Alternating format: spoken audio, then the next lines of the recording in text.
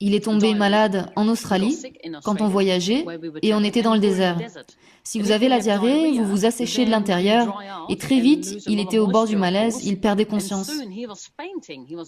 Par chance, on était près d'un hôpital où je l'ai emmené et là on l'a diagnostiqué d'insuffisance rénale sévère due à la déshydratation.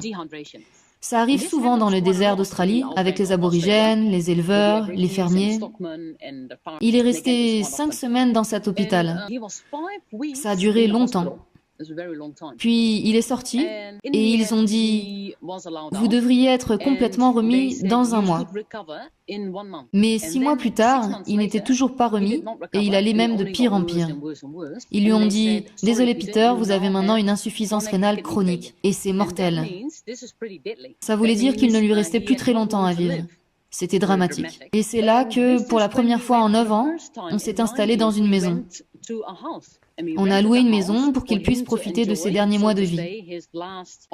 Oh, vous pensiez qu'il allait mourir en 1 mois? Non, peut-être dans les 6 mois.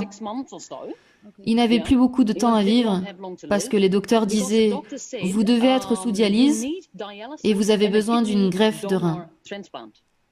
On a regardé toutes les options possibles et tous les effets secondaires. C'est pas facile du tout. C'est pas simple. Il y a beaucoup d'effets secondaires à la dialyse.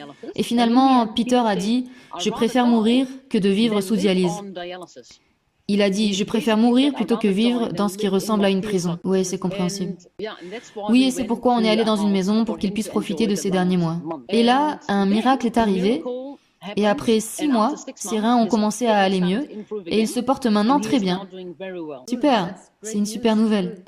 Qu'a-t-il fait pour aller mieux? A-t-il fait quelque chose en particulier? Non, rien en particulier. Je lui avais pris rendez-vous avec un praticien de médecine chinoise et il a dit non, je ne veux pas aller voir ce médecin.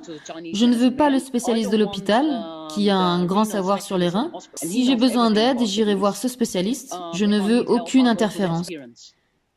Parce qu'il disait que le risque que ça empire était grand, parce qu'il devait faire très attention, même avec des plantes, pour les reins. Parce que les reins ne peuvent pas tolérer beaucoup de plantes non plus et de composants puissants. Ils ne peuvent pas les filtrer. Donc il n'a rien fait à part dormir. Cet extrait est issu d'une vidéo longue que vous retrouverez en cliquant sur le petit triangle en bas à gauche de cet écran.